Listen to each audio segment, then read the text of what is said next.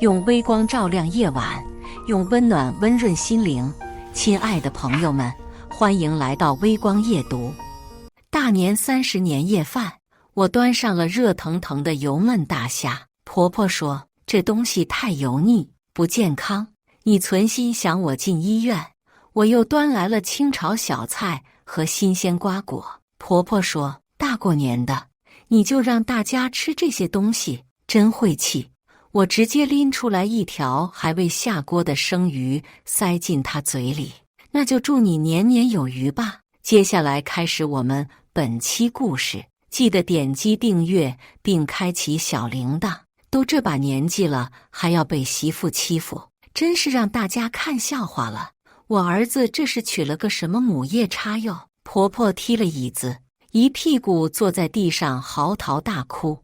我老公夏瑞皱起眉头，猛地把手中的茶杯砸在桌子上，起身就赶忙去搀扶他妈妈。可我那婆婆一面在喊丢人，一面还赖在地上不愿起来。老公家的几十口亲戚，7大姑8大姨的，饭也不吃了，春节晚会也不看了，全都围了过来看热闹。秦安安，我给你脸了，大过年的，你发什么疯？见婆婆不肯起身，夏瑞也顾不上她老妈了，一个箭步冲过来，抬手就狠狠甩了我一巴掌，随着一声清脆的啪，我当时感觉头晕目眩，耳边一阵嗡鸣，口腔里似乎也被牙齿划破了，血腥味瞬间弥漫开来。哎呦，别打人，别打人啊！这什么媳妇啊？我看就该打，当着这么多亲戚给婆婆难堪，就该狠狠教训教训。亲戚顿时七嘴八舌地炸开了锅。那素日里就喜欢阴阳怪气，唯恐我日子过得舒心的夏瑞大嫂，也装模作样的赶紧凑到婆婆身边，开始添油加醋。妈呀，我就说平日里您对这小丫头太好了，她就专挑这时候朝您撒气呢。我看她就是故意挑准了亲戚多，给咱们一个下马威呢。夏瑞脸色被说得更黑了，他指着我的鼻子：秦安安，你家死人了，那是你家的事，你的情绪不要带到我家来。这个年你爱过不过？我捂着被打肿的脸颊，有些不可置信地死死盯着眼前的男人。这竟然是我自己铁了心要嫁的老公说出的话。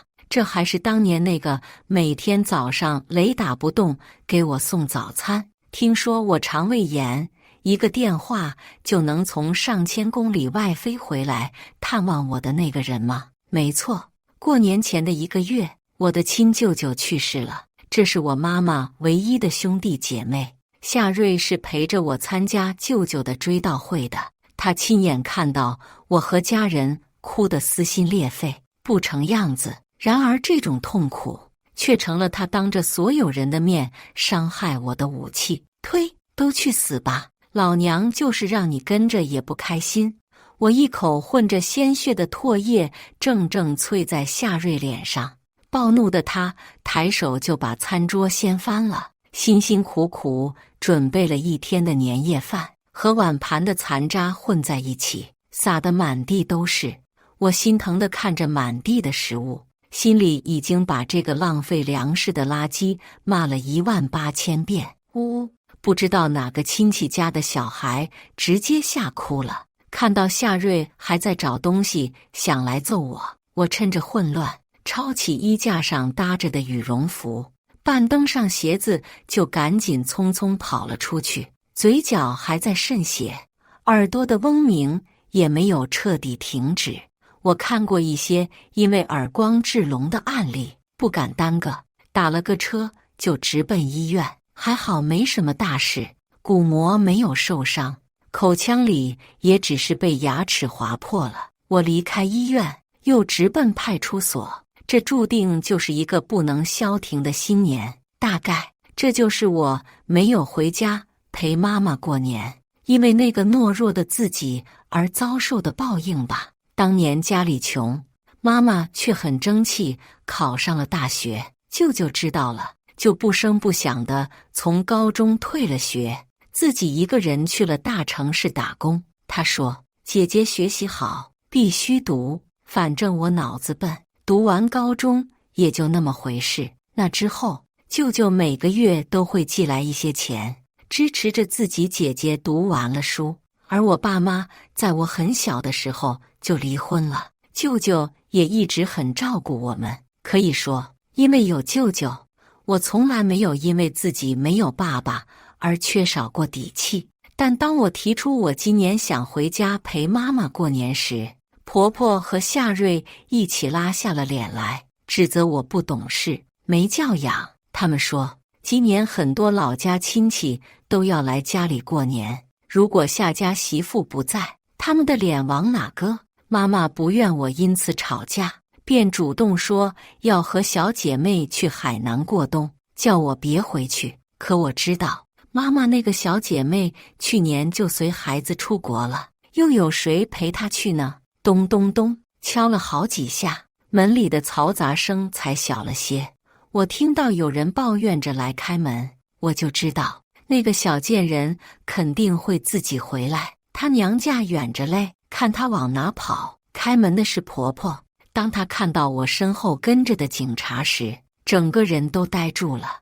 我身后的小警察很有礼貌地对她出示了证件。你好，这位女士报警，说是遭受到了人身伤害，医院也开具了伤情报告，希望夏瑞先生能配合调查。什么？婆婆听到警察的话，情绪立即爆发起来，双手用力拍打着自己的身体。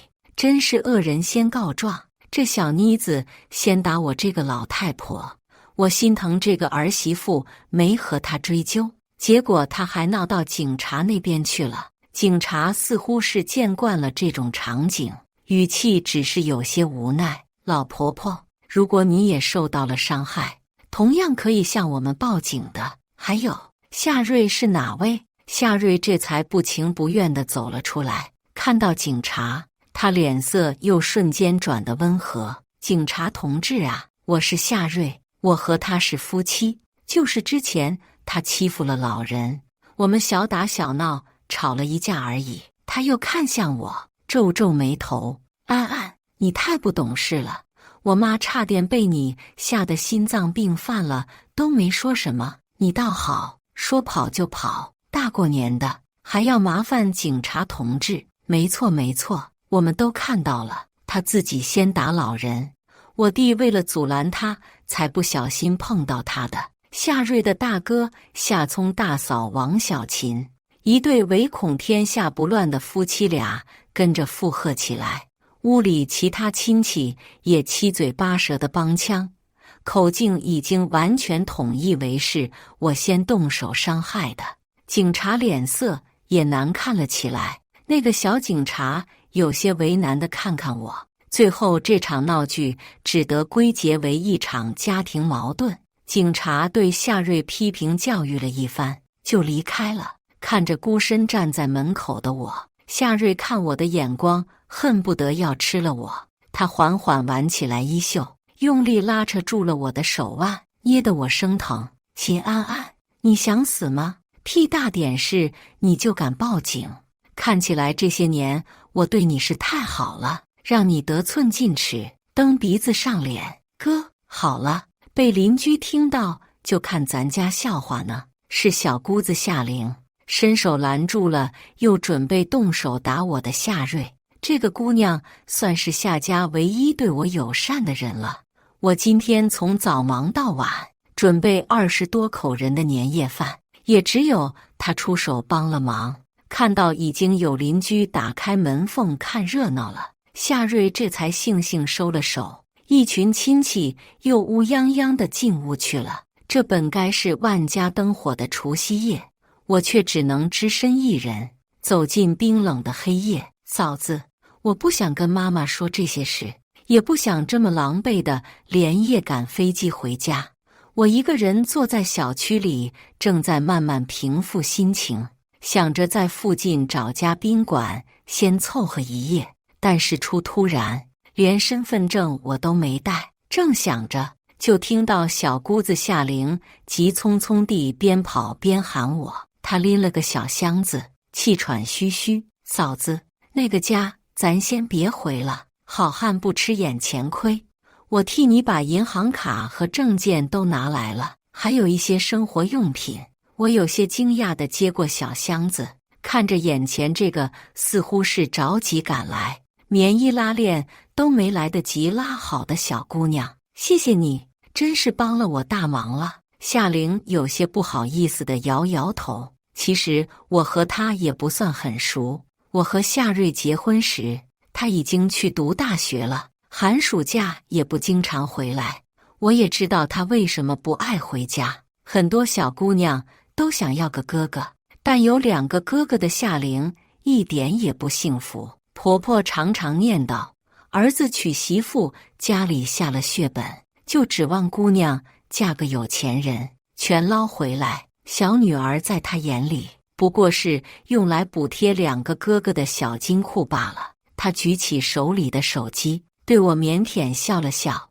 我把我出租屋的地址和门锁密码都发给你了，你先去我家住吧。我愣了愣，这怎么好意思？不会太打扰你吗？不会啦，我每天一个人也挺无聊的，正好你一会儿回去还能帮我看看毛毛。毛毛，我又是一愣，是我养的小乌龟啦。它一个龟，过年也挺可怜的。嫂子再见，我说是出来买啤酒的，一会儿回去晚了又得被骂了。夏玲冲我笑笑，也不听我再推辞，摆摆手就跑了。看着女孩消失在黑夜里的背影，又看了看手机上发来的详细地址，这个冬夜好像也没有那么冷了。那天之后，我就暂住在了夏玲家。这个房子不算大，而且只有1个卧室。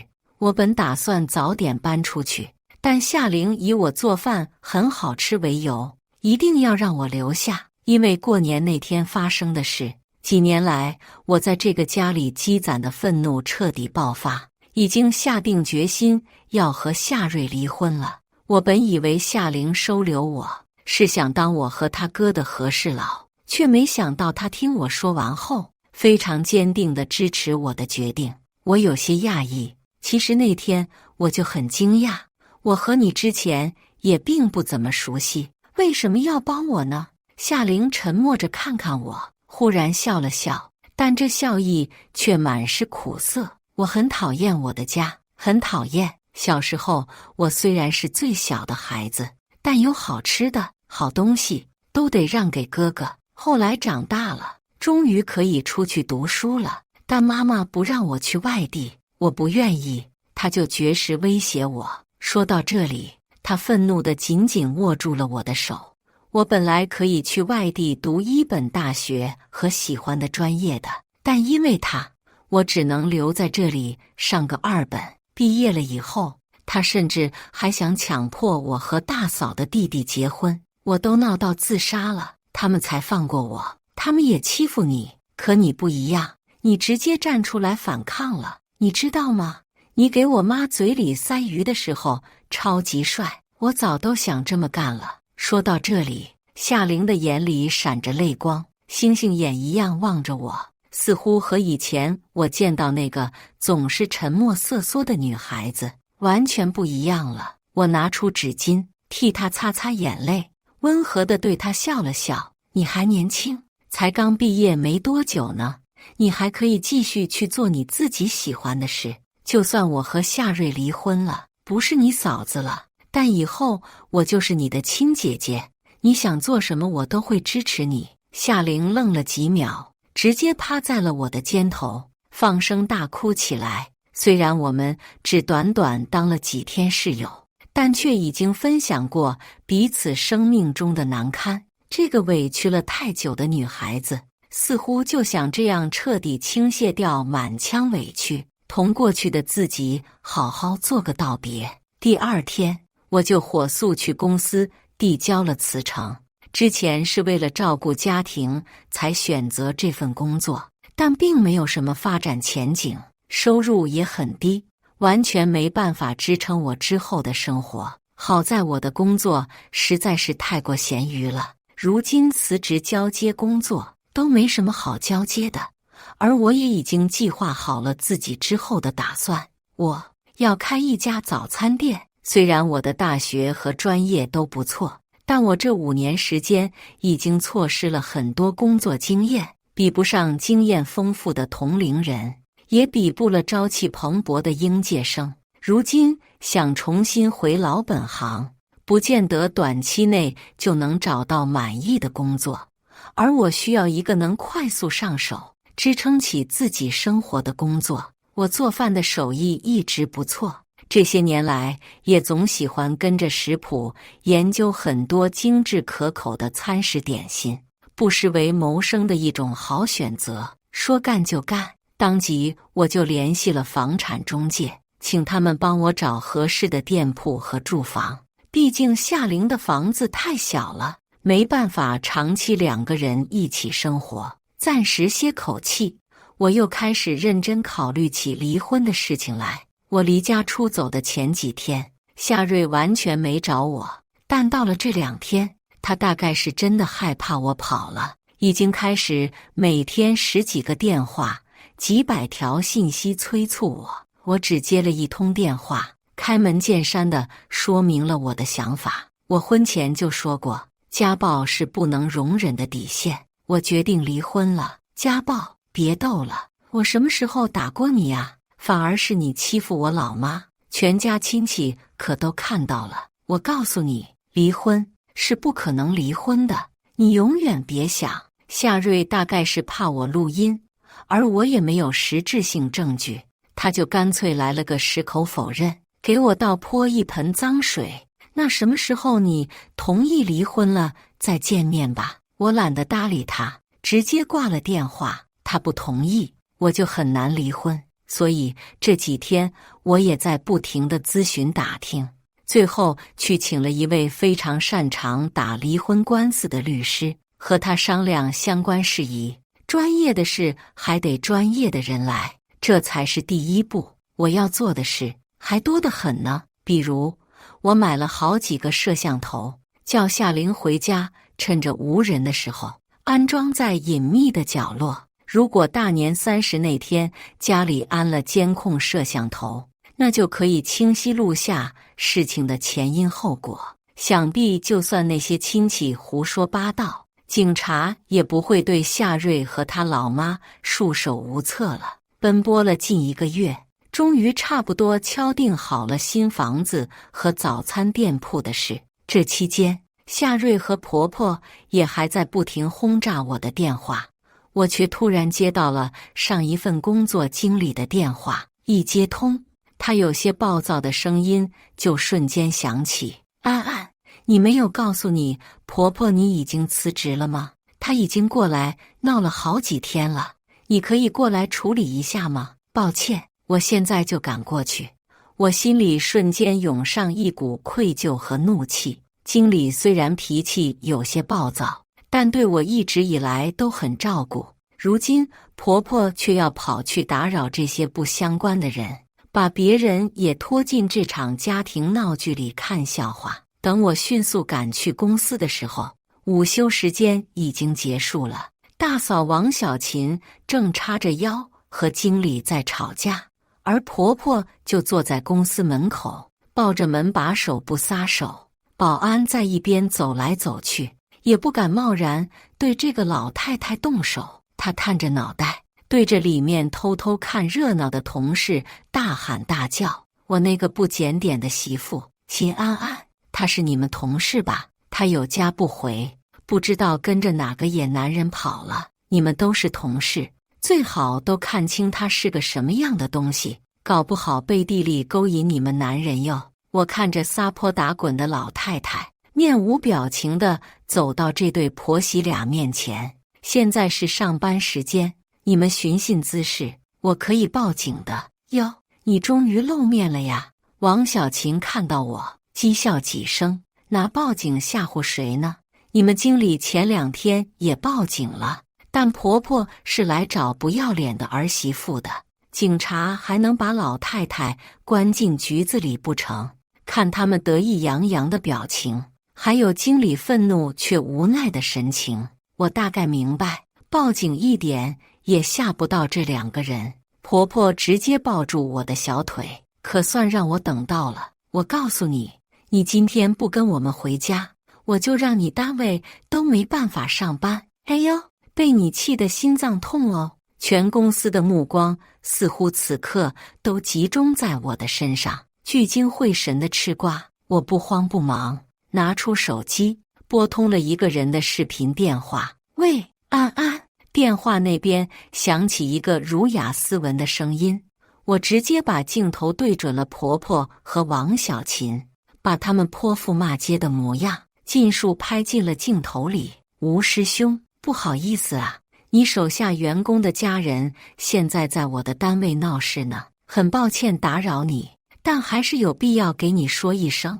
请你转达给夏瑞，他妈妈看上去精神不太正常，看起来有必要去精神病院检查一下。我一字一句说得很大声，围观的同事都忍不住窃笑起来。电话那边的人安静听我讲完，看着镜头前还兀自吵闹的婆婆，立即干脆地回答：没问题，我现在就去转达给她。看起来她不太适合继续今天的工作了，需要先去处理一下家庭事务。视频电话晃动了10几秒，屏幕里很快就出现了夏瑞惊慌失措的表情，传来了他连连道歉的声音：对不起，对不起，是我老妈有些老年痴呆，我马上去处理。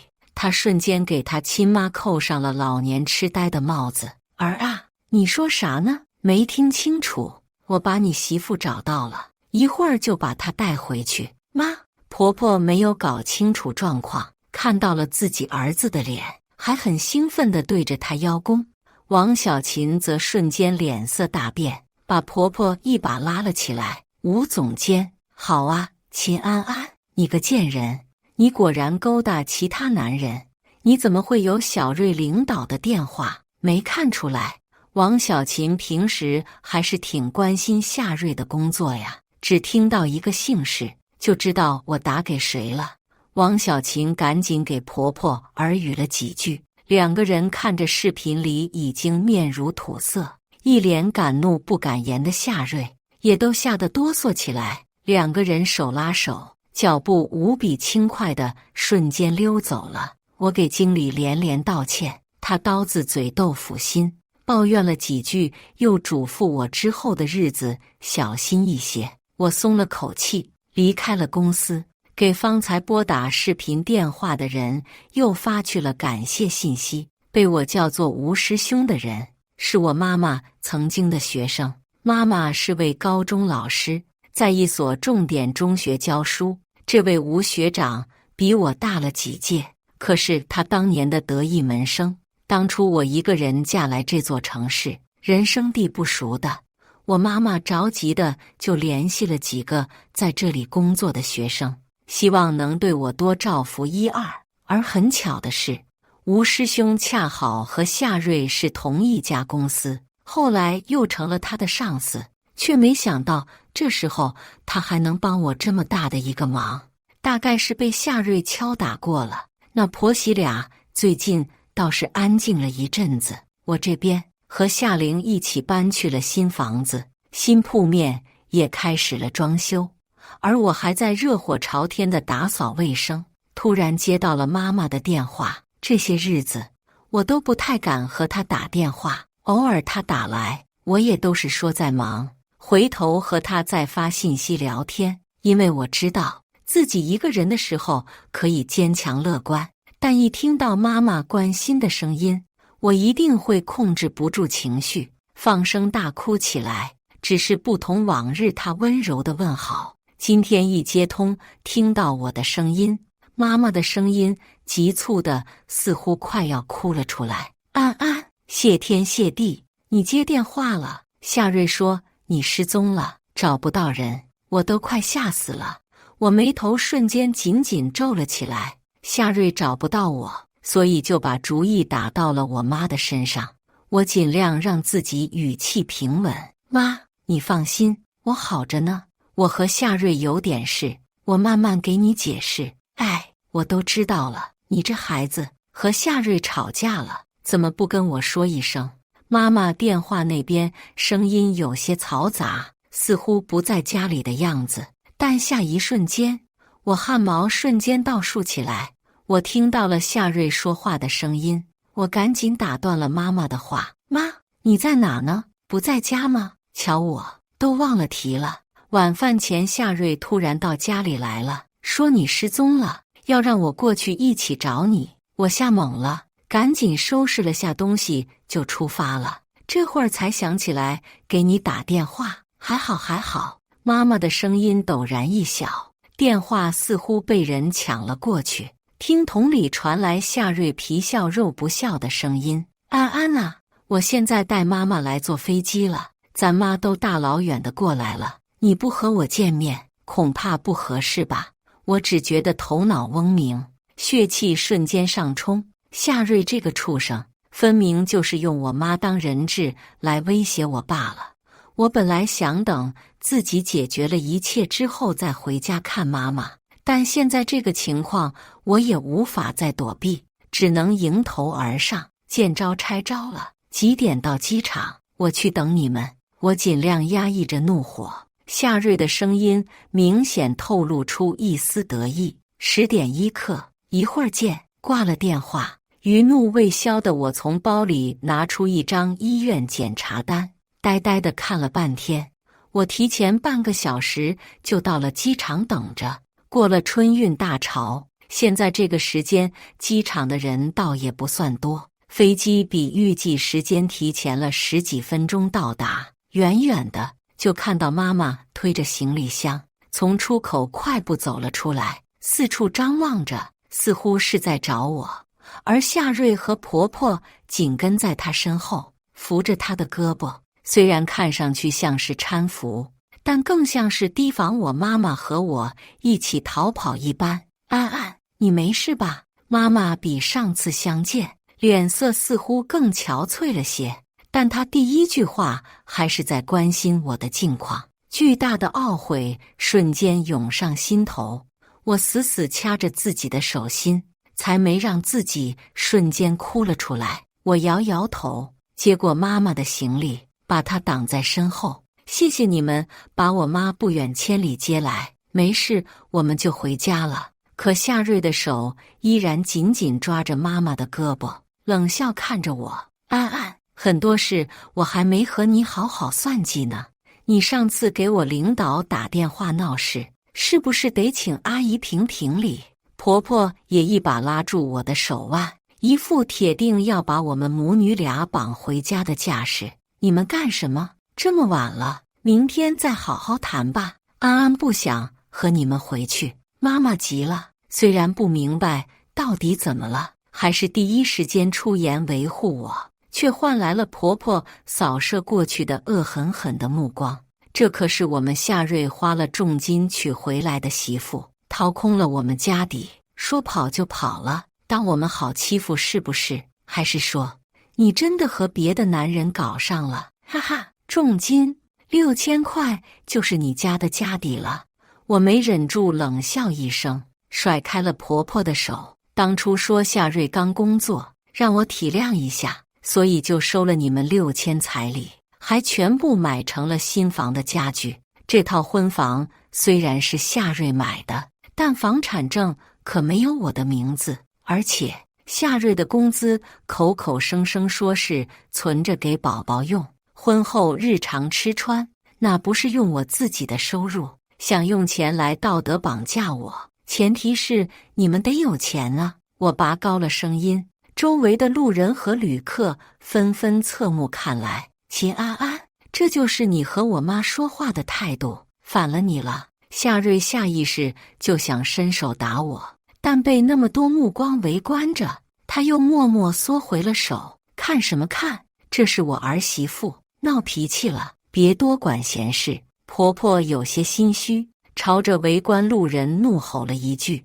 夏瑞大概是觉得有些丢人，强硬地扯着我和我妈就走。等等，给你们看个好东西。我冷笑一声，从包里取出一张单子，狠狠拍在夏瑞脸上。秦安安，你他妈！夏瑞怒骂的话戛然而止，下一秒，他有些不可置信地看着我手里的报告单。真的，这是真的，你怀孕了？啥？婆婆也慌忙凑了上去，看着这两个人瞬间变脸，仿佛在看两个滑稽的小丑表演。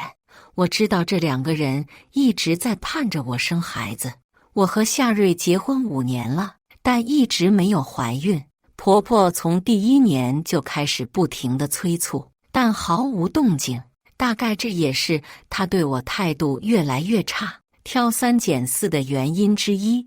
我去捡起来妈妈的行李箱，和她后退了几步，同面前的人保持着安全距离。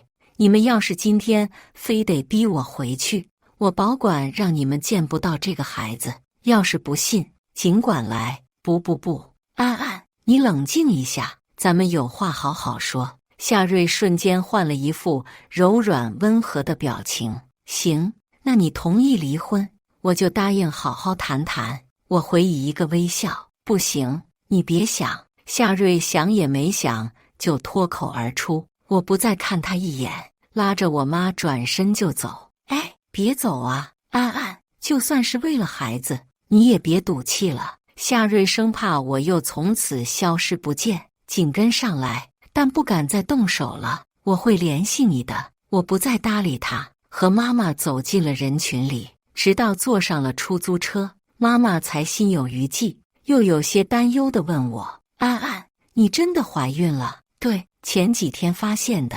我闷闷地嗯了一声，靠在了妈妈的肩头。当然，这个孩子我必然不可能生下来。有这样的父亲和奶奶，我自己也还没有安稳的条件，贸然把这个孩子带来世上，我就成了不负责任的罪人。妈妈看到我和夏玲住在一起，大吃一惊，我也就不瞒着了，当下把所有事都告诉了她。妈妈听得一直抹眼泪。当初我和你舅舅都不想让你来这么远的地方，你这些年受委屈了，今后你打算怎么办？我笑笑拿来纸巾，替妈妈擦擦眼睛。当然是离婚啊，不过还在和律师商议阶段。他说，像夏瑞这种很难自愿离婚的，需要有足够的感情破裂证据去诉讼离婚，咱们不能操之过急。还有啊，我的早餐店就快开起来了。早餐？好啊，妈妈支持你。妈妈大概是看我没有因此消沉，欣慰地笑了起来。虽然妈妈是个当年的大学生，后来又当了中学教师，但她是被舅舅打一份份零工供出来的。她从不会看不起这些劳动和工作。听说了我的计划之后，也表示赞同。为了能专心工作，在早餐店开张前1周，我在妈妈和夏玲的陪同下去做了人流手术。还好这个孩子现在只有2个月，对我身体的损伤还不算太大。我好好休息了几天，就可以正常生活了。很快，在妈妈的帮助下，我的早餐店没几天就正式开张了。安安早餐铺，店铺地址是我精心考察了很久才定下的。人流量、附近居民的人群类型、同类型店铺数量、周围公司和学校的数量等等，都得考虑进去。另外，我主营的包子、馄饨价格合适，味道鲜美，同时还有各种口味的豆浆、豆腐脑等常见的早餐类型。开业才1个多月，生意比我想象的还好些。我每天都能提前卖完今天的份额，周围很多经常来的顾客也都慢慢和我熟悉了起来。这期间，我也找机会试图和夏瑞好好谈谈离婚的事，但每说到这个，他都坚决拒绝，几乎没办法再交流下去。直到我那天收摊打扫的时候，夏玲被夏瑞揪着头发，连拉带拽地带到我的店门口，身后还跟着婆婆，还有夏瑞的大嫂王小琴。夏瑞，你有病吧？这么对自己妹妹？我赶紧把夏玲拉到身边，只见她脸上肿了几个指印，鼻下有血迹，头发凌乱，脸上哭得眼泪横流，真是个吃里扒外的东西。白养你几十年，一只养不熟的白眼狼。当初你奶奶让我打掉你，我就该弄死你个贱骨头。婆婆指着夏玲，各种污秽难听的言语一齐蹦了出来。夏瑞一脸阴狠地盯着我和夏玲，要不是大嫂提醒我，我偷偷跟着夏玲，还真不知道你俩一直住一起呢。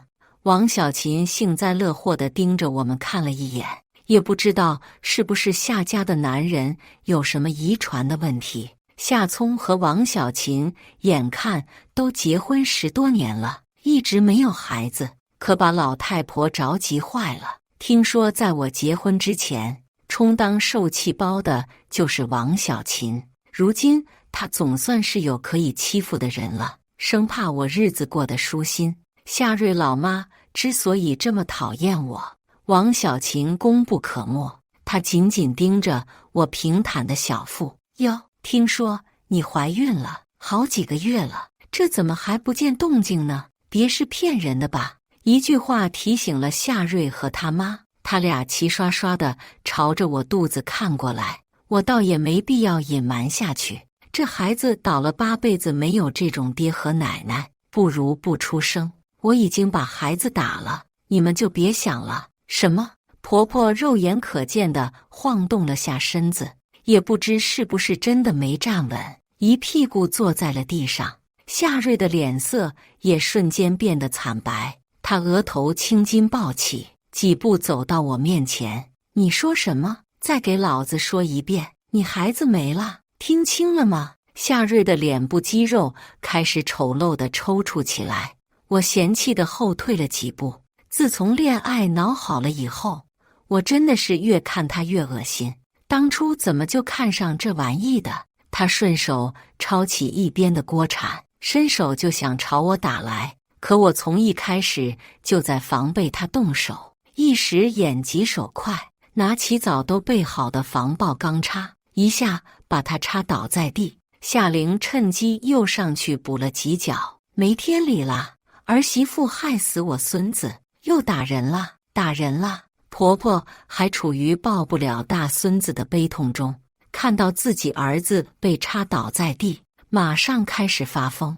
她和王小琴一起把我还没收拾好的案板、碗筷、蒸锅、桌椅，甚至还有菜刀一顿乱摔，哭天喊地起来。周围的商户和路人都偷偷地停在不远处，开始围观拍照。闹什么呢？动静把周围巡逻的片警都给惊动过来了。我擦擦手，丢下钢叉，和警察打招呼：“啊，是张警官啊，没事没事，我们是夫妻，吵了一架，小打小闹而已。”夏瑞挣扎着爬起来，原本笔挺的西装已经沾满了尘土。别听她胡说八道，这个女人对我人身伤害，把她抓起来。张警官打量了一下看着没什么事的夏瑞，又看了看我那满地狼藉的锅碗瓢盆，皱了皱眉，这是怎么回事？旁边水果店的阿姨不知何时凑了过来，我们都看到了，刚才是这个男的先动手，东西也都是老太太和这女人砸的。没错没错，就是那男的还在路口打了那个小姑娘呢，可狠了，拽着头发拖过来的。周围几个和我认识的店主商贩都开始帮我讲话。行了，都跟我回去一趟吧。还有小琴啊，你这乱七八糟的先别收拾了，一会儿看看怎么赔偿。警察对我点头示意。赔偿？就这么点破东西也要赔偿？婆婆和王小琴瞬间大眼瞪小眼。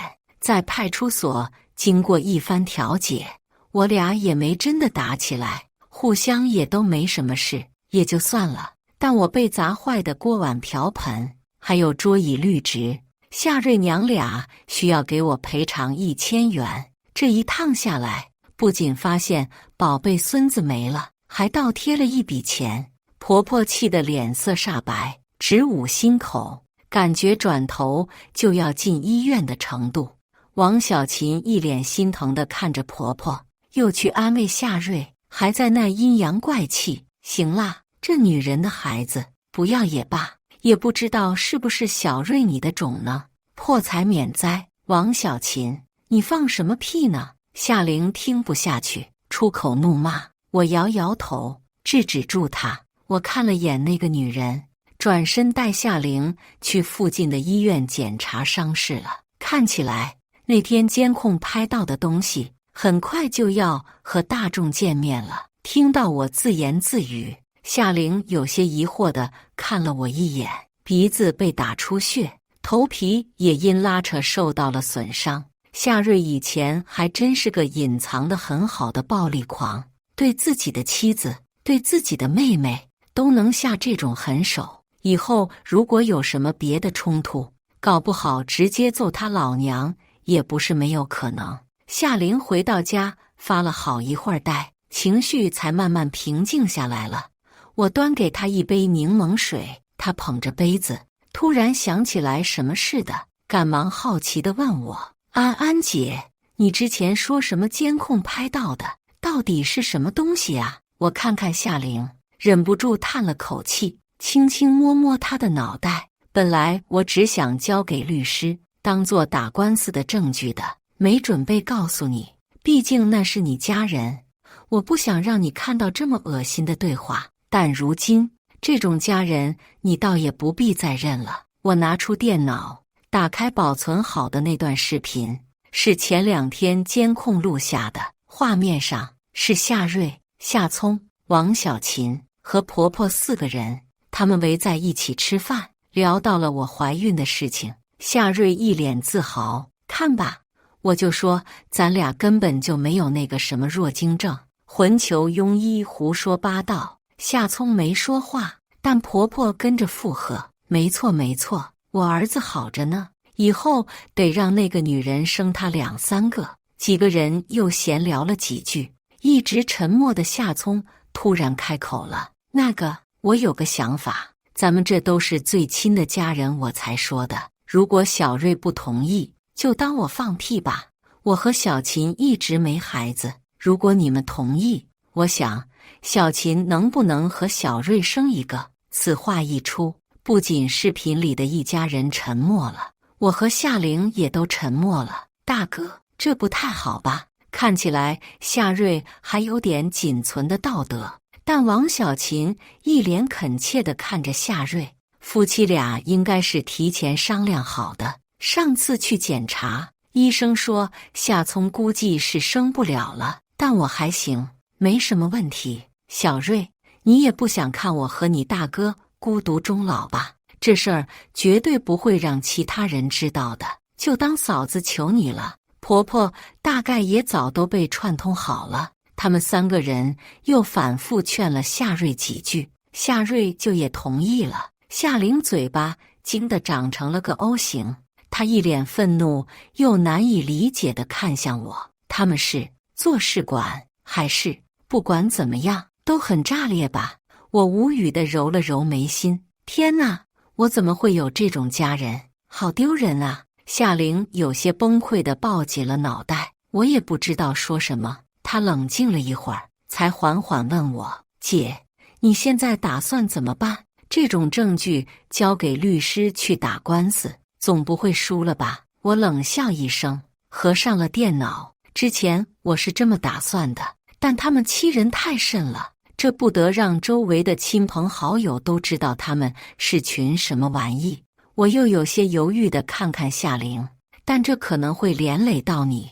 如果你不愿意，我就不这么做了。不，夏玲用力摇摇脑袋，一双眼睛不知是哭的还是气的，红得像只愤怒的小兔。这事过去以后，我就马上去改名换姓。夏家丢人和我有什么关系？其实那天在早餐店门口的闹剧已经有路人拍摄上传到了社交平台，只是这种家庭闹剧太多了，并没有多少人关注。直到我放出了后续的爆料，那段大哥大嫂要孩子的视频，这种3观炸裂的事情瞬间爆裂开来，连着上了好几次本地新闻热搜。天哪！一家人干出这种败坏道德的事，还有脸跑去媳妇的店面闹事啊！我是他家邻居，大年30晚上，我听到他们把媳妇一个人打出家门，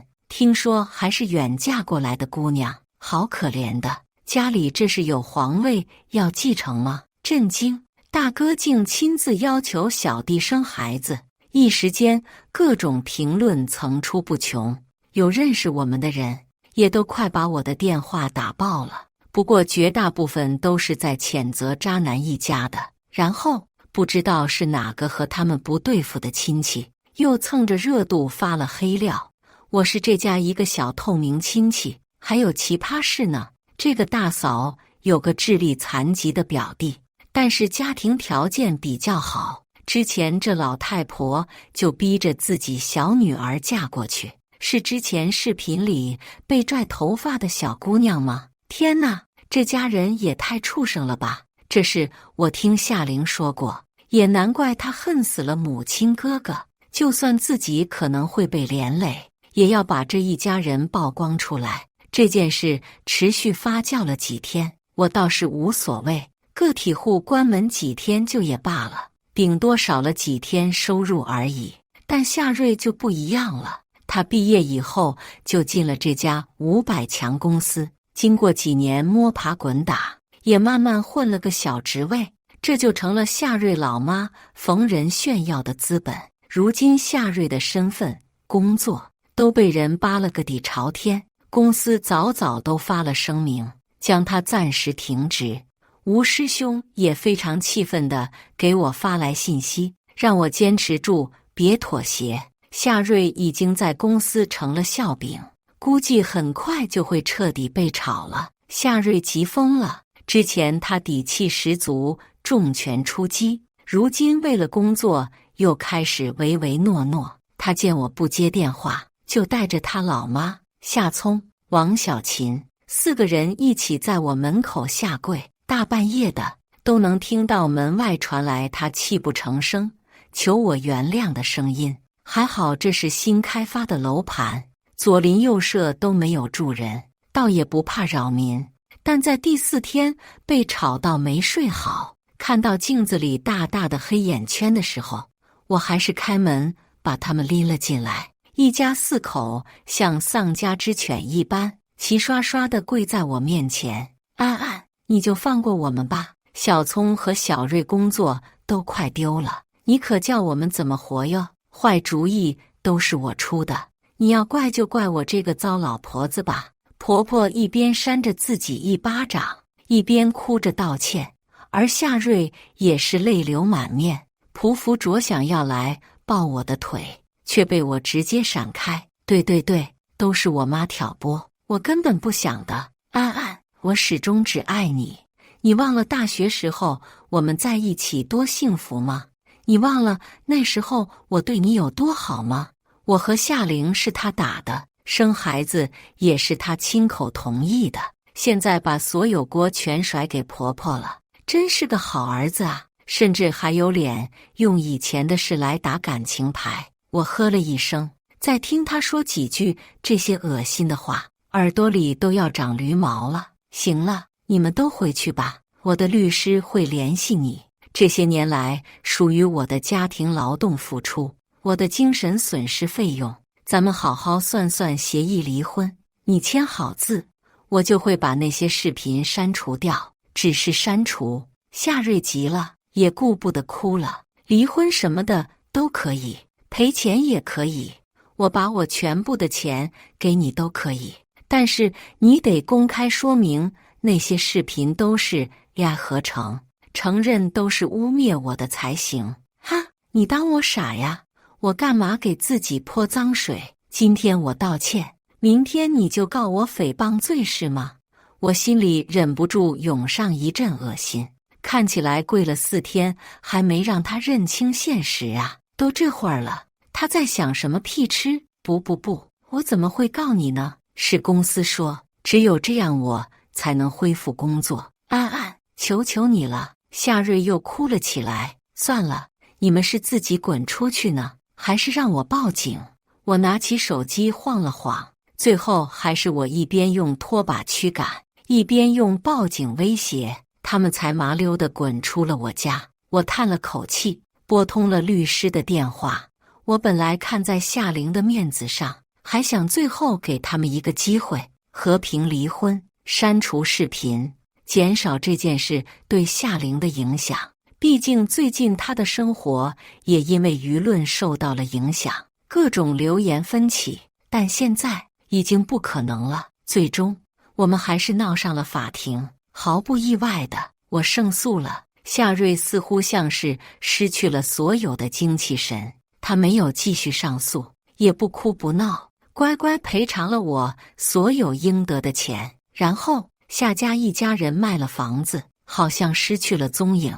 后来听有人说，夏瑞和夏聪都丢了工作，因为名声已经臭不可闻，想在本市甚至是附近的城市找工作都很难。又听人说，他们搬回了夏家乡下的老家，但村里从来都是八卦一传十，十传百，最为人言之处，他们的光辉事迹早都流传了个遍。狗现在看到了夏家人，都得骄傲地吠叫几声。还听人说，夏瑞老妈不甘心，托人从很远的地方给夏瑞说新媳妇，但好像遇到了骗子，骗走了他们本就剩下不多的积蓄。而我和夏玲正在积极面对未来的生活。舆论这事来得快去得快，很快已经没几个人记得这件事了。我的早餐店继续开着，经过几个月积累下来，客流也越来越稳定了，每天收入保持一个不错的水平。闲暇的时候还有熟客来找我聊聊天，比之往日生活重心都压在家庭里，还小心翼翼，唯恐哪里做得不好的日子。除了需要摸黑起床，现在的生活简直让我打开了新世界的大门。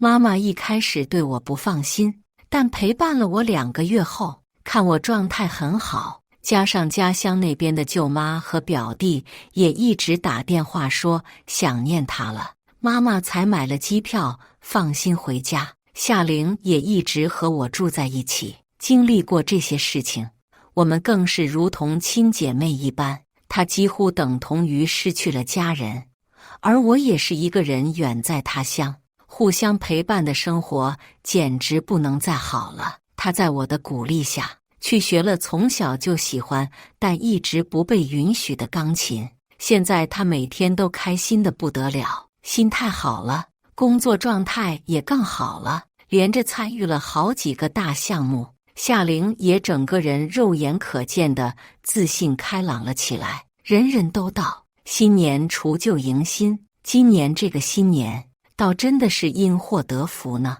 故事完，接下来是我们本期第2个故事，记得点击订阅并开启小铃铛。上辈子给婆家当牛做马，结果老公不爱，婆婆不疼，小姑子欺负，妯娌也能上来踩两脚。重生后，我不再是贤妻良母，对天对地对婆家，连路过的狗也要被我踹2脚。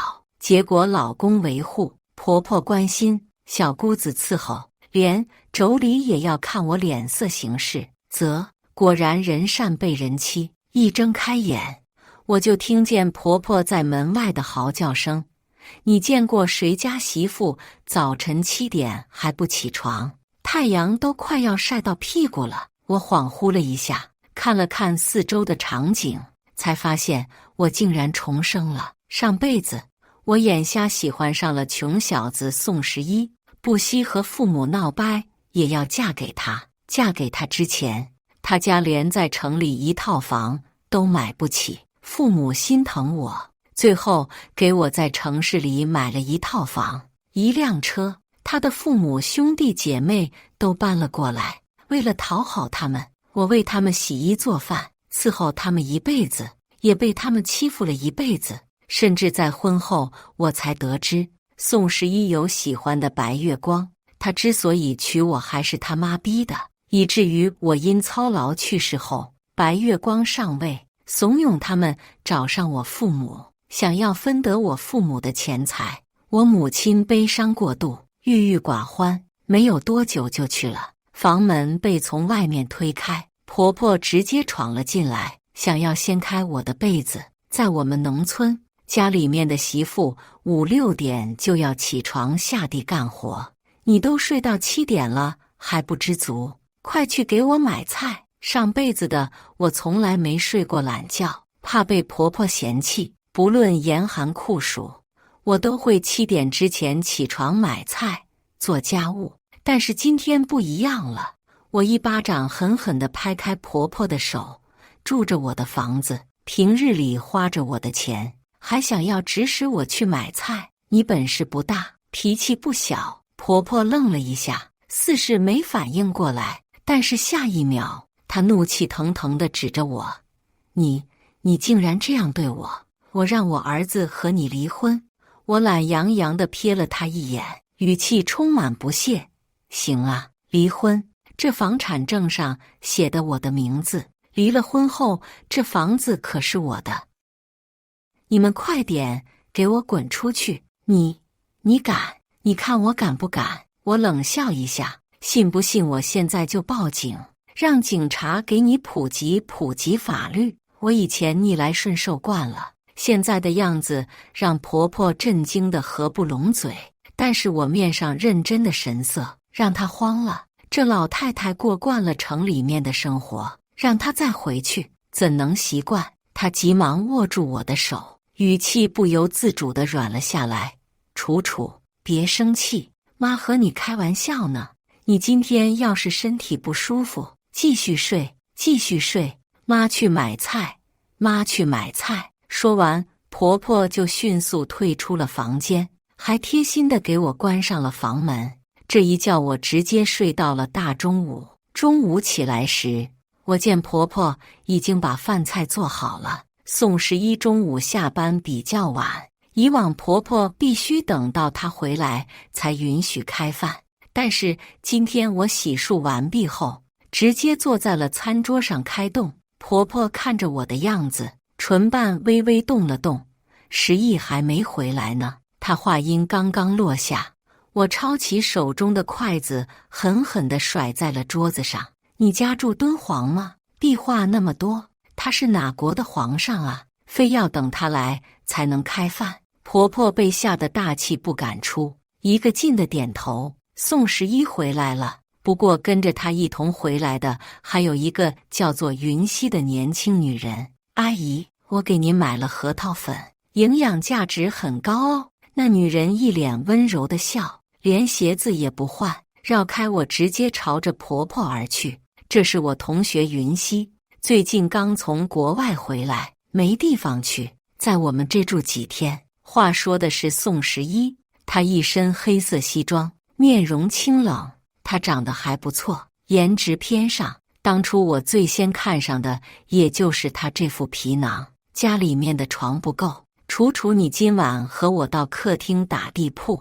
云溪是客人，房间让给她。宋11语气平淡，说出来的话是直接通知我。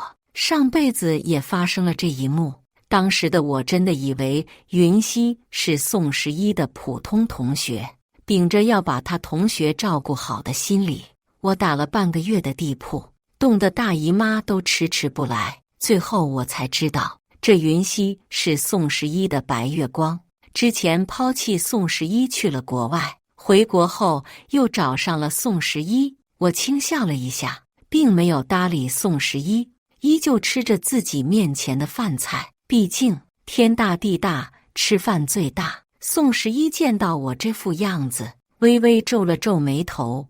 家里面来了客人，你就是这副态度吗？我放下筷子，还未开口说话，就听一道柔软的女声传来：是我的错，11，可能是我冒昧前来打扰到了你们，我马上就走。只见云溪泪眼汪汪地看着宋11，显得楚楚动人，只是嘴巴里面说着要走，腿却不迈一步。怎么，腿断了走不动了？我撂了撂眼皮，放下手中的筷子，云溪显然是没能想到我竟这么直白，他的面色憋得一阵青一阵白。宋十一面色沉了下来，楚楚，他的嗓音里蕴含着警惕，这是他不高兴的前奏。上辈子我要是做了什么他不满意的事情，他就会用这副语气来提醒我。恋爱脑的我害怕他生气，总是会去立马道歉，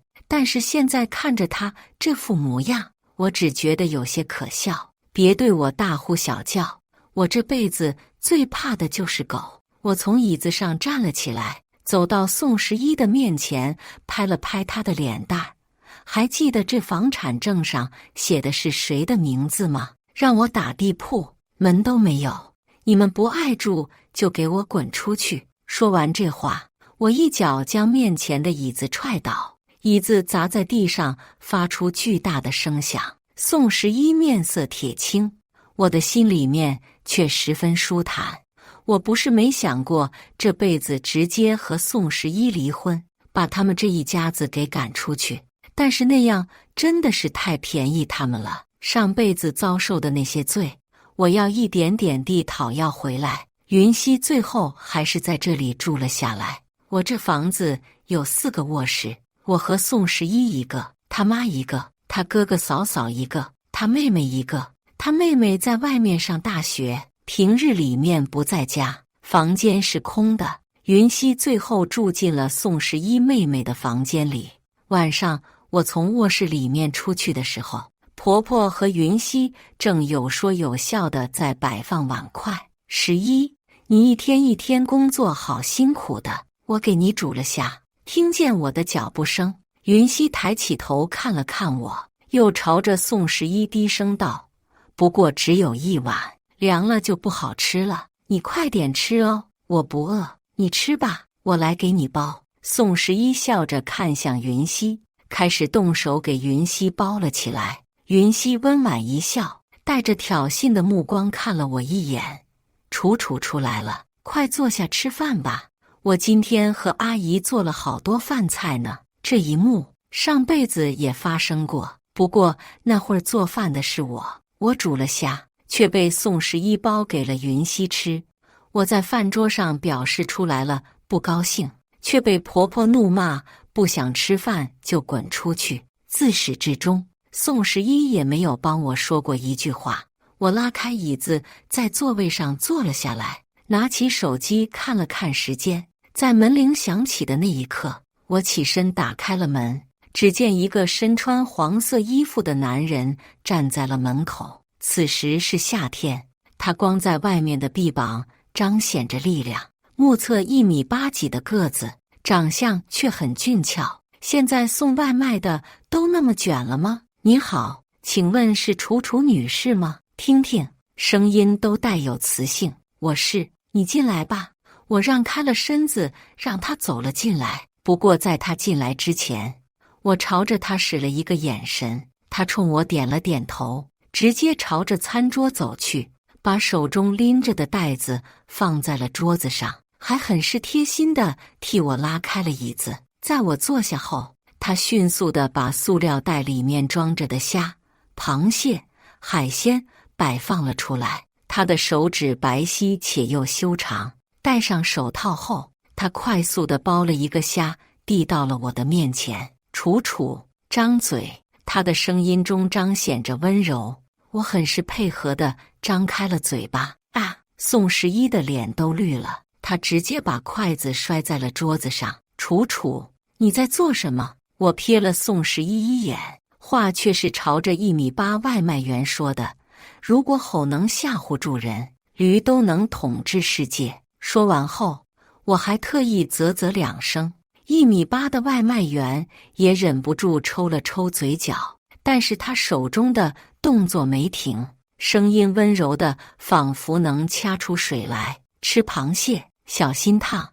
望着递到我面前纯白的蟹肉，我心中给他点了个赞。敬业。宋十一再次忍不住了。楚楚，你要不要脸？当着我的面，你从哪找的这男人？那你又从哪找的那女人？西西是我同学，我想跟着喊这外卖员的名字，却发现自己并不知道他叫什么，但是气势上不能输。圆圆也是我朋友，怎么就允许你给你同学包下，不允许我朋友给我开螃蟹？我眼中的嘲讽毫不掩饰。宋十一面色白了又青，青了又白，最后从嘴巴里面憋出了一句：我和云溪只是普通同学，你不要多想。什么普通同学时不时的肢体亲密接触一下，什么普通同学之间眉来眼去的。我动了动唇瓣，刚想回怼，就听有人先我一步。外卖员小哥低声笑了一下。有句话叫今天同学明天妹，后天变成小宝贝。好家伙，这么直白，我心里面给这小哥点了个赞。许是戳中了宋十一的心事，他紧咬着牙，怒气腾腾地瞪向外卖小哥：你是谁？我和我老婆说话，你插什么嘴？这里有你说话的份吗？只见外卖小哥淡定地回应：我是上官南北，你是司马东西。宋十一，我心里面笑疯了，面上却憋着笑，朝着外卖小哥招呼着：来来来，我还想吃虾。外卖小哥点了点头，直到把面前的一碗虾和螃蟹包完后，他才离去。临走之前，我特意朝他大声喊道：以后常来呀！我让宋十一打地铺，你睡床啊！说完后，我还冲他挤了挤眼，这小哥一会儿绝对要给他好评。转身看着那坐在桌子前面色涨得铁青的三人，我面色淡定地回了房间。吃饱喝足，该躺着了。忘记说了，我大学虽是名牌学校毕业，但是上辈子为了能够更好地照顾家庭，我没有出去找工作，依靠着父母给我买的房收租来养活这渣男一家。现在想想，父母对我那么好，我却为了这渣男一家和他们吵架决裂，真是大脑残一个。吃完饭后，我睡了午觉就出去了。晚上和几个姐妹约了出去吃饭。等我吃完回来时，我见这一家子都坐在沙发上，宋十一的哥哥嫂嫂也回来了。在我踏入房间的第一步，他们的目光齐刷刷地瞥了过来。楚楚回来了。宋十一的大哥宋清在见到我的时候，冲我招呼了一声。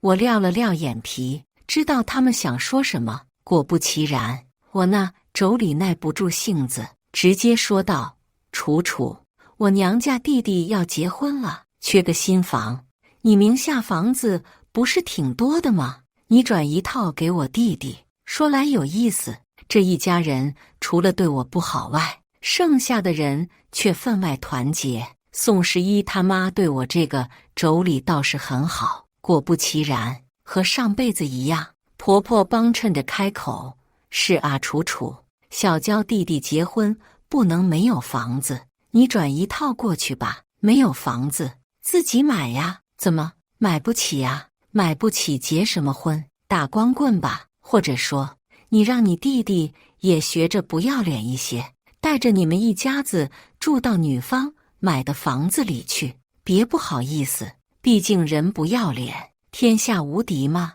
我嬉笑着把话说出，让在场的人面色全都大变，尤其是宋十一这个渣男，没本事还死要面子，住着我的房，却容不得别人说他半点。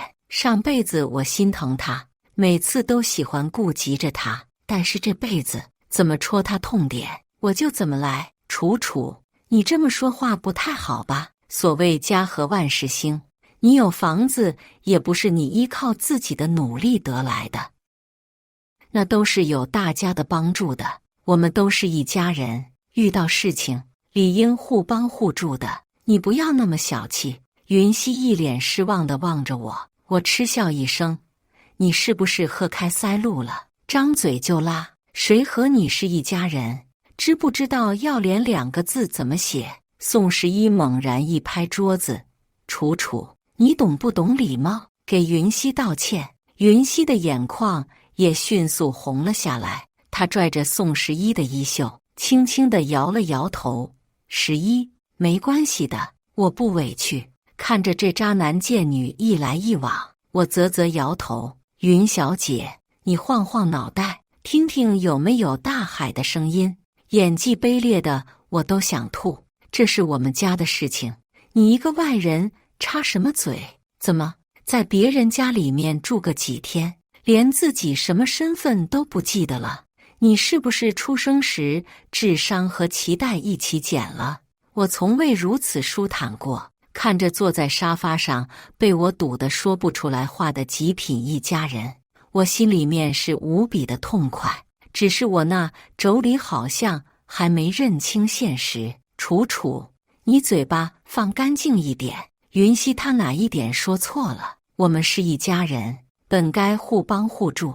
再说了，你那房子只是先让你转到我弟弟名下，又不是不还给你了，做什么那么小气？大嫂，你说的对，所以你愿意把你那小金库里的10万块钱转给我吗？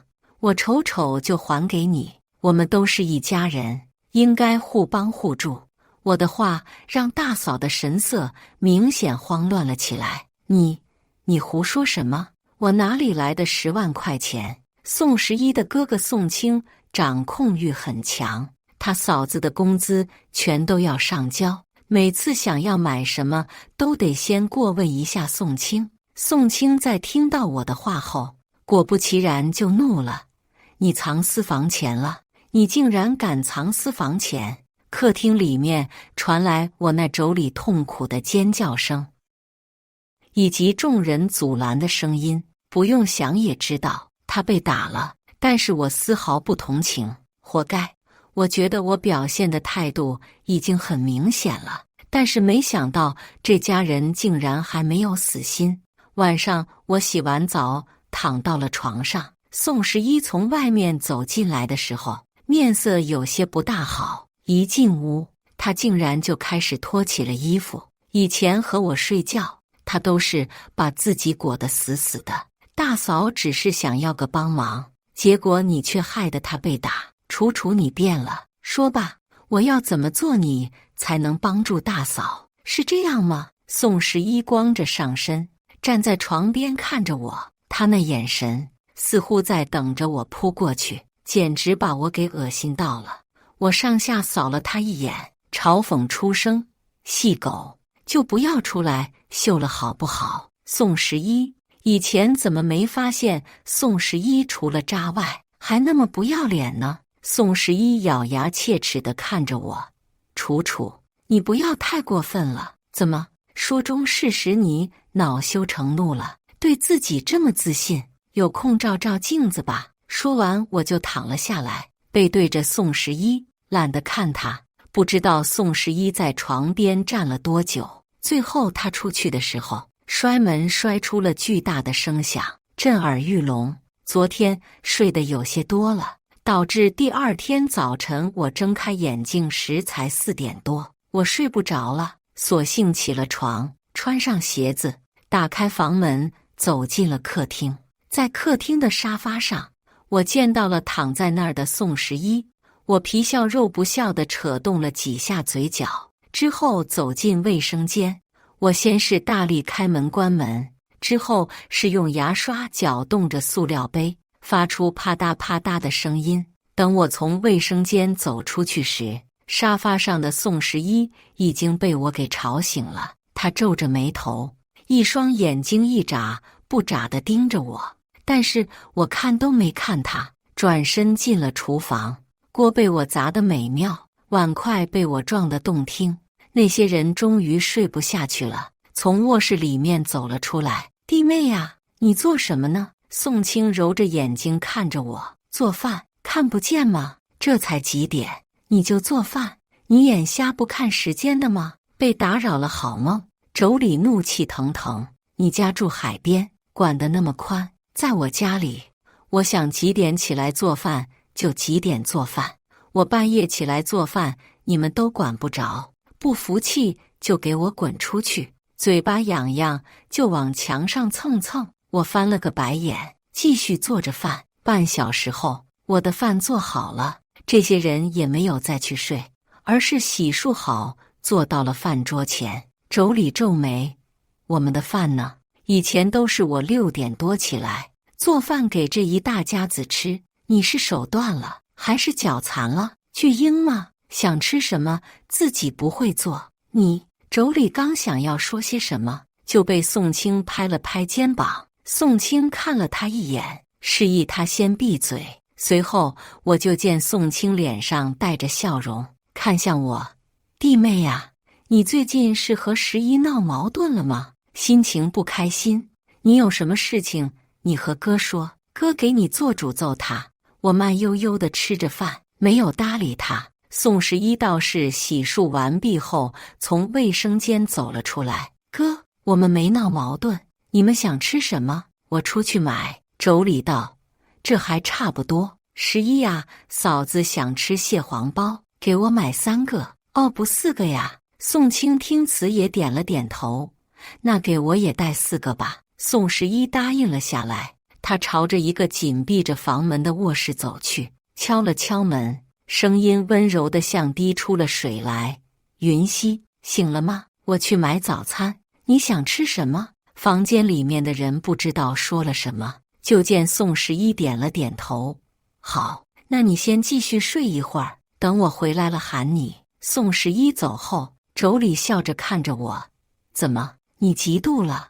你也不看看你那模样，泼妇一个，11怎么会喜欢你？你说什么呢？”宋清瞪了自己老婆一眼，随后也将目光移向了我：“楚楚，你最近不太对劲，是不是因为云溪来了？你不要误会啊，我敢向你保证，云溪和11之间绝对没有任何瓜葛的，在11的心里，绝对你排在第1位的。”狗嘴里面吐出的都是屁话。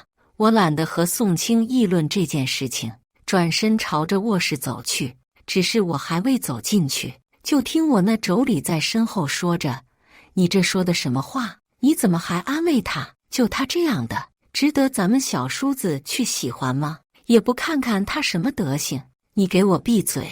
他要是生气了，以后谁给你洗衣做饭？你以后和他说话也客气一点。”我化了一个妆就出了门，在门口遇见了我那妯娌。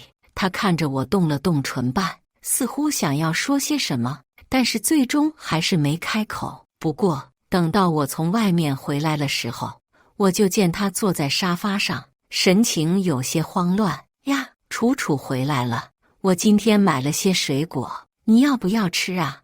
我那妯娌破天荒的第1次走到我面前，竟想要给我拿拖鞋。我躲了过去，目光落在他那还未擦干净的唇角处，目光顿时一脸：“你做了什么啊？什么做了什么？我什么也没做呀！”妯娌目光躲闪，脸上露着明显的心虚。我朝着卧室走去，推开房门，就见梳妆台上放着的我早晨用的那支口红和一瓶神仙水没了。我东西呢？什么你东西啊？你丢了什么东西啊？我不知道。没证据的事情，你可别冤枉我。妯娌似乎是为了证明自己，嗓门不由得拔高，将房间里面的人吸引了出来。婆婆不解地询问：“怎么回事？”妯娌立马告状：“妈，你看楚楚算什么样子，竟然冤枉我拿她东西。”对于妯娌，婆婆自然是维护的，但是在上辈子，我这妯娌手脚就不干净，婆婆也是知道的。虽然她也不相信妯娌说的话，但还是对妯娌出言维护。楚楚，我们都是一家人，你说什么乱拿呢？顶多就是你嫂子借用一下，你不要那么小气。你要是想用你嫂子的东西，你说一声，你嫂子绝对借给你。人要用真心来换真心哦。听着婆婆这冠冕堂皇的话，我漫不经心地笑着。我一支口红，一瓶神仙水，总价值2、3千，警局可以立案了吧？听到立案2个字，妯娌面色大变。我告诉你楚楚，你不要给我胡说八道，不就2、3千块钱的东西吗？谁稀罕你的？我告你诽谤啊！是不是诽谤你自己心里面清楚？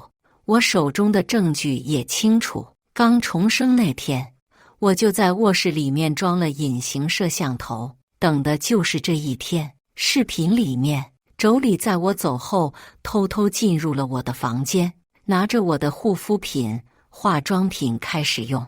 但是在用的时候，她把我的神仙水给打碎了，给我的口红用断了。这视频一出，妯娌和婆婆面色顿时就变了。我也没有耽误，立马报了警。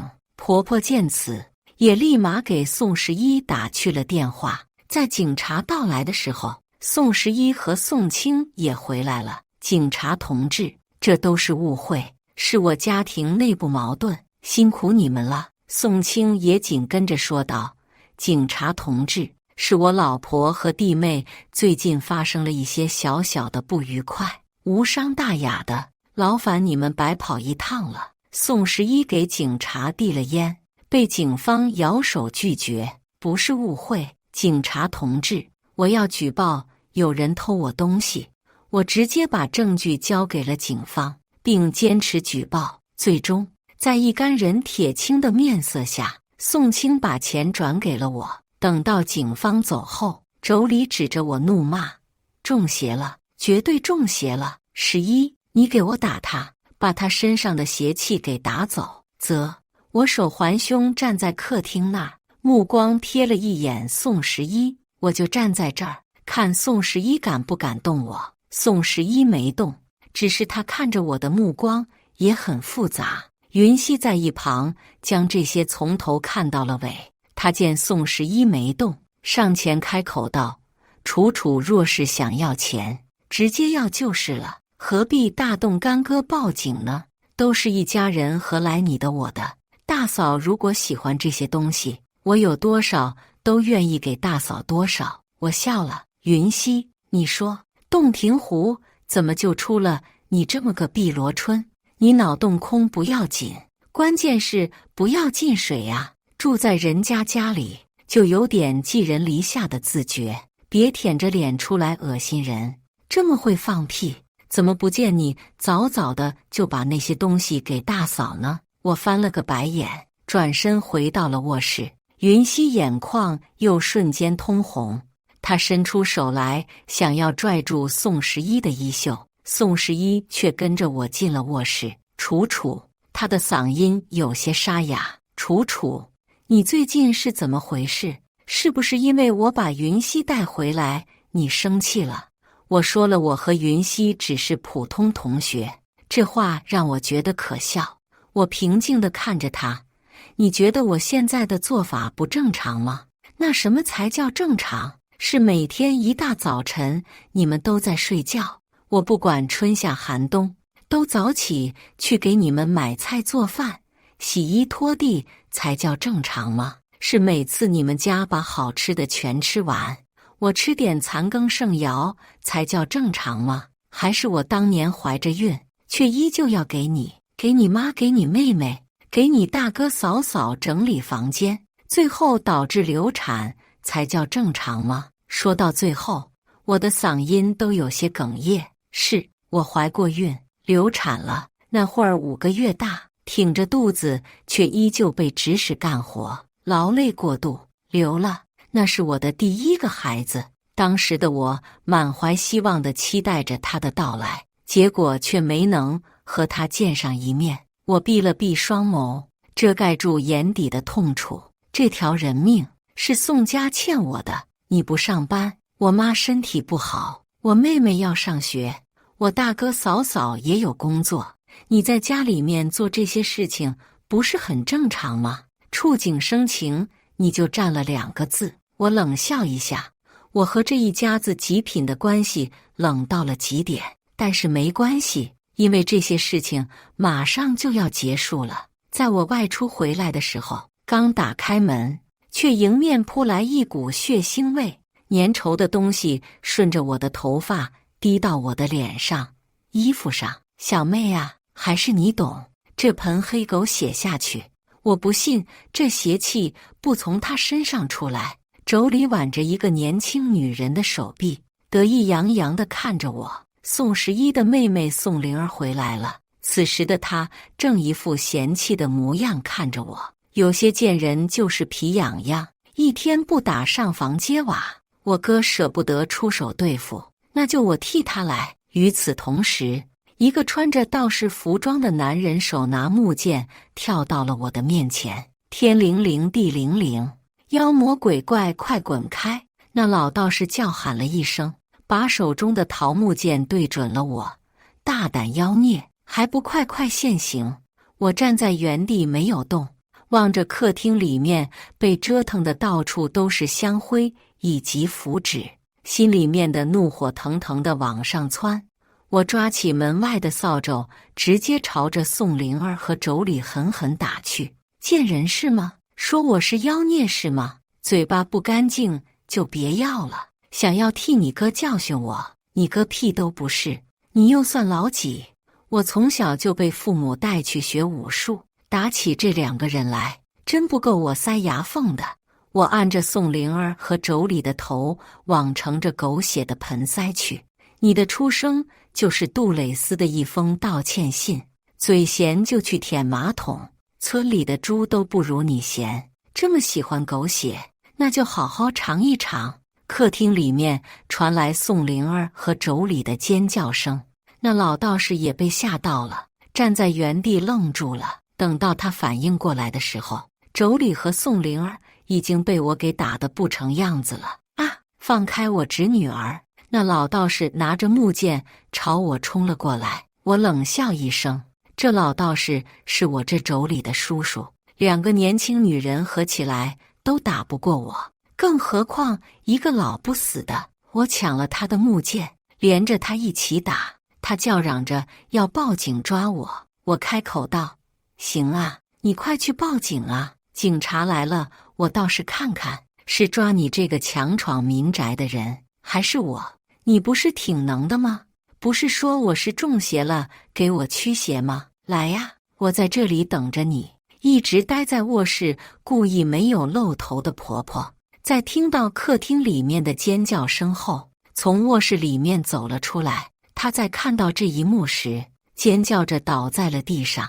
我和宋家的关系彻底破裂。宋十一举着巴掌到我面前时，还未出手就被我踹倒在了地上。我常年干活，又有武术傍身，可比这弱鸡强多了。你竟然打11，你竟然敢！丈夫就是你的天，你竟然敢动你的天！婆婆颤抖着唇瓣，伸手指着我：什么年代了，还丈夫是天？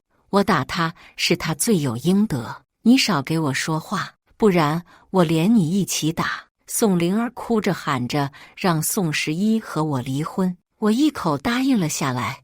好啊！宋十一面色大变，不行，以为宋十一是对我有感情吗？大错特错，因为房子车子都是我的婚前财产，这么多年来，宋十一虽然不喜欢我，但是早已经习惯了我对他们一家的付出。宋灵儿在嚷着：哥哥，跟他离婚，他不是收租吗？收租费是婚后财产，让他拿出来。我笑了笑，这群人可真是会精打细算。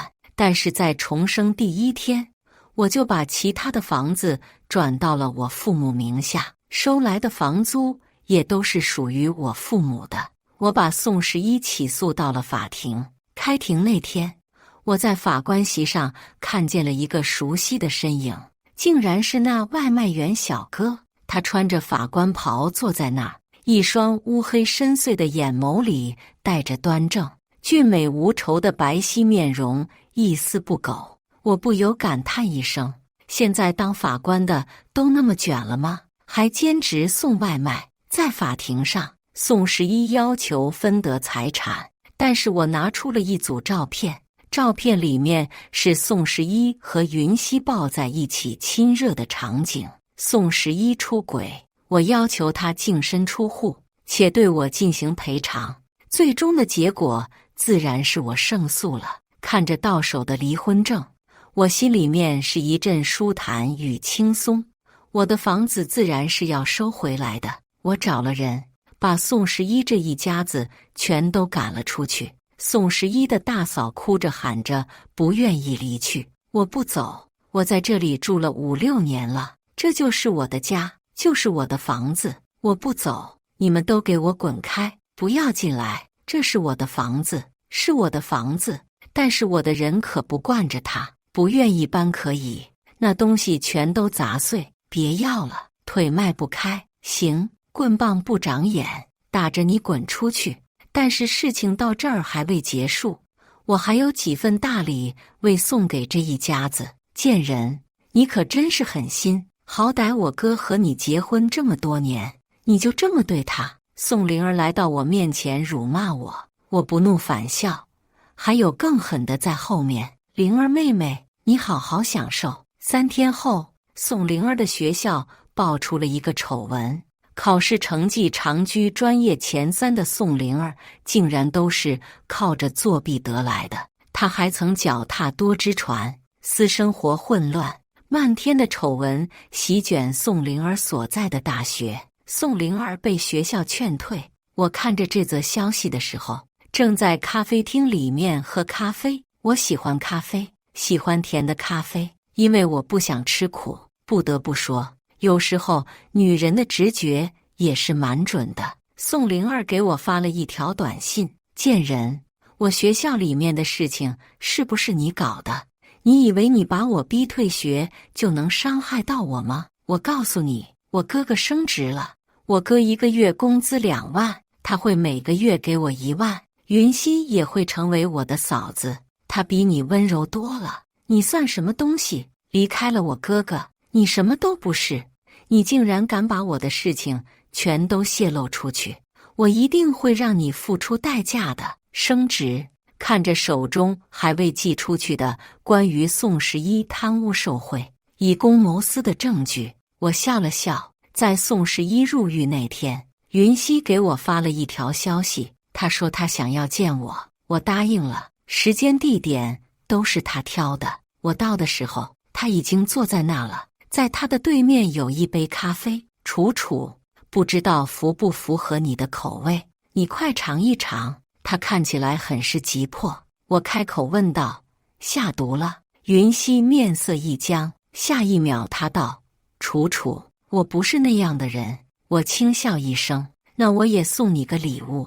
我拍了拍手，早就按捺不住的一个中年女人从我身后跑了出来。云溪在见到她时，顿时面色大变。你怎么在这？你个小贱蹄子，在国外勾搭我老公，被我发现后，还有脸跑回国，看我不打死你！中年女人朝着云溪扑了过去，尖叫的声音在这咖啡厅里响了起来。云溪当年嫌弃宋十一穷，出了国，在国外勾搭了一个富豪，给人家当小三。前段时间被原配给发现了，云溪害怕，跑回了国躲避，找上了宋十一。我对准眼前的场景拍了几张照片，并录了音。走出咖啡厅后，我顺手把云溪催着我喝下去的咖啡倒在了路边。一只狗跑过来舔了舔，瞬间上吐下泻。在一个下午，我带着洗出来的照片和录音去看望了宋十一，他竟然敢骗我。宋十一双手被手铐铐着，双目猩红，面上的神情从一开始的不相信，到后来布满了被欺骗的怒气。我心里面是无尽的快意。宋十一上辈子其实是没有贪污的，我一开始没有想出来如何搞他，但是他自己给我递了把柄。宋十一向云溪许诺，想要给他好的生活，结果把自己送进了监狱。从监狱走出来的时候，天空中阳光正明媚，我的心情无比轻松，该去看看父母了。之前一直都没有脸去看他们，现在尘埃落定。感谢大家的观看。本期影片大家觉得是第1个故事精彩，还是第2个故事精彩呢？欢迎大家在下方评论区讨论。如果你喜欢这类故事，记得点击订阅微光夜读，并分享给更多的人，这会对我帮助很大。再次感谢大家的观看。